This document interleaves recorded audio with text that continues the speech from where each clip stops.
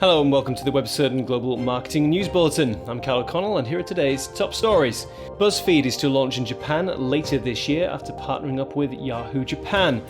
Tencent has invested $50 million in Kik, and Google has released its latest cheap smartphone Hot 2 in Africa.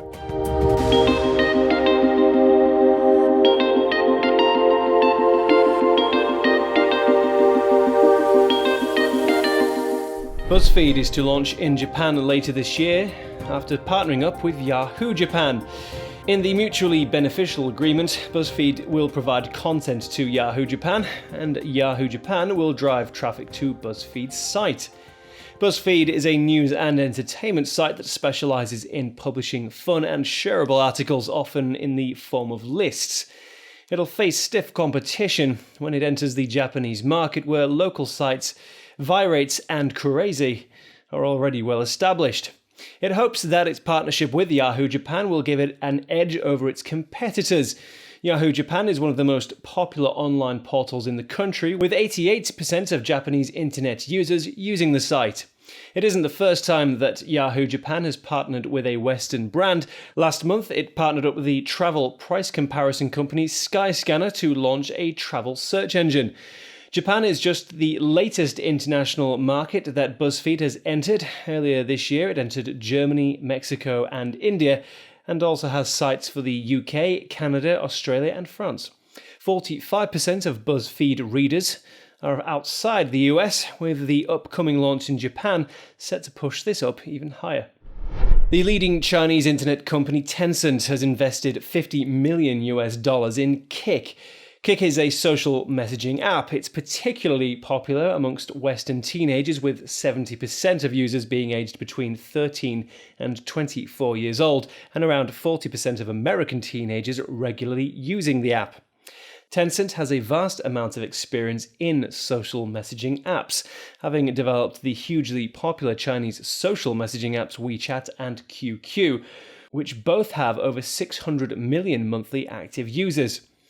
WeChat allows users to message one another, do online shopping, play games, and order taxis, much more than the basic messaging service that Kik currently offers. Kik hopes that Tencent's investment will help it to develop in the same direction, into a more complex and fulfilling app.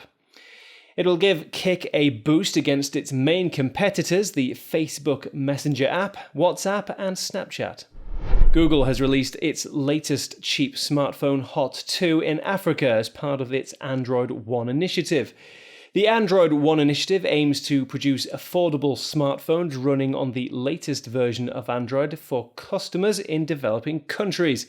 The Hot 2 smartphones are being sold in Nigeria, Egypt, Kenya, Ghana, Morocco, and the Ivory Coast at a cost of $88.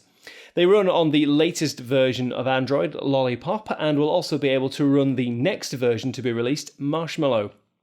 With Africa being a key frontier for future online growth, Google is keen to get users onto smartphones running its Android operating system. Commentators have pointed out that this will give Google millions of new customers using its search and advertising services. The home rental giant Airbnb has said that it wants to expand into China. Airbnb allows users to post ads for spare rooms or apartments, with guests and hosts being able to connect and rate each other after their stay. The website currently has around 1.5 million listings, with users coming from 34,000 cities in 190 countries. China was chosen as the next market for Airbnb's international expansion due to the booming Chinese travel industry. Airbnb has seen a staggering 700% increase in the number of outbound bookings from Chinese customers in the last 12 months alone. The company is going to team up with local giants China Broadband Capital and Sequoia China in order to produce a localized Chinese platform that conforms to strict Chinese data rules. And finally, the South African government has passed a bill that includes clauses covering internet censorship. The bill, an amendment to the Film and Publications Act 1996, still needs to be passed by Parliament's Communications Portfolio Committee and the National Assembly before it becomes law. The controversial section says that the Film and Publications Board can remove any content from the internet if it's deemed to be potentially harmful and disturbing to children. Commentators have hit out against the bill, saying that it threatens freedom of expression. And that's all for today. Thanks for watching, and join me next time for more global marketing news. Goodbye.